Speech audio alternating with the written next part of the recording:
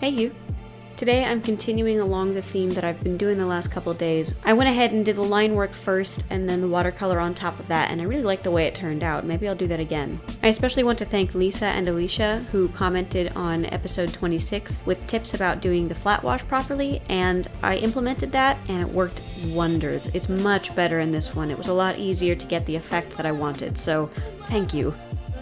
Today I just wanted to talk to you for a minute about quitting my job to go full-time with the blog. I graduated in 2015 with a bachelor's in psychology, and I fully intended to go and get my PhD, but I had a little bit of a period where I couldn't really pursue my career because of our situation, and I had to kind of do in-between stuff. And I got a couple different jobs, one that was more in my field but with very little work, and the other was a receptionist. And I didn't like it. I didn't like where I was at. I didn't feel like I was making any progress with my life. And I started really blogging in February of 2016. I made the decision to go full-time in early August of 2016, so 4 months later, and it was terrifying. It was utterly terrifying because John, my husband, and I had been talking about me quitting for over a month before I finally turned in my notice, and we kept saying that we'll wait until the time is right. But then one day John pointed out that it was never going to feel right. There was never going to be a time where I would wake up and say, you know what, today I feel like everything is in place, I feel like everything is ready for me to do this,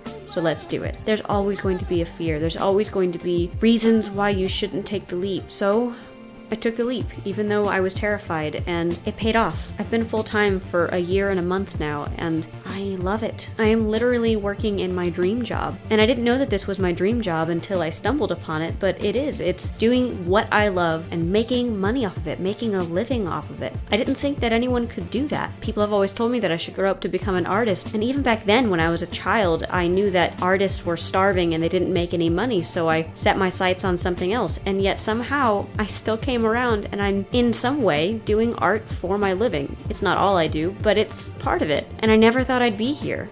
Doing what you love as a job is something that seems impossible. It seems like something that's only for the elite, for the lucky. And granted, I am lucky, that's definitely true, but I'm not elite. I'm not exceptionally talented. I'm not exceptionally financially stable. I don't have an education in graphic design or anything to do with what I'm doing. I just started a blog for something that I was passionate about, and I kept working at it, and I kept improving myself, and I honed the skills that were necessary for blogging as a job. I invested my time, I invested some money, and here I am today. And if I waited until I was ready, I'd probably still be working at that job. Now, I'm not saying that you should quit your job to go pursue your passion without any preparation at all, but I am saying that if you want to make your passion a more prominent part of your life, you can do it.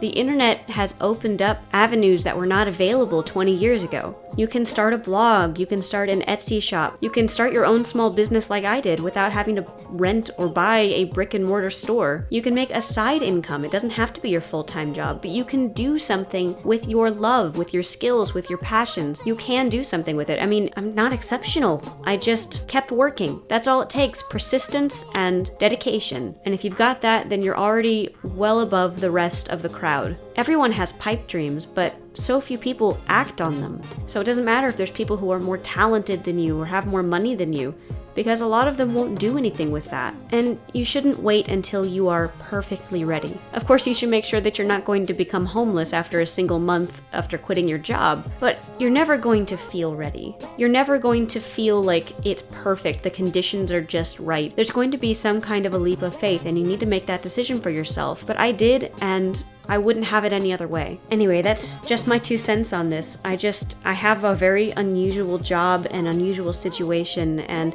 I just don't want people to think that I'm exceptional, that I did something above and beyond. I didn't. I started off and everything was rough and terrible, and I've honed it and made it better with each blog post, with each video, with each photograph. And you can do that too. It's just a learning process. If you want to do something with your passion, you have the tools available to you. You can do it.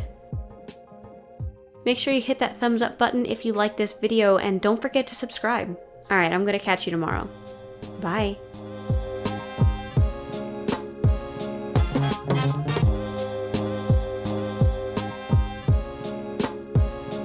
Where the peaks go.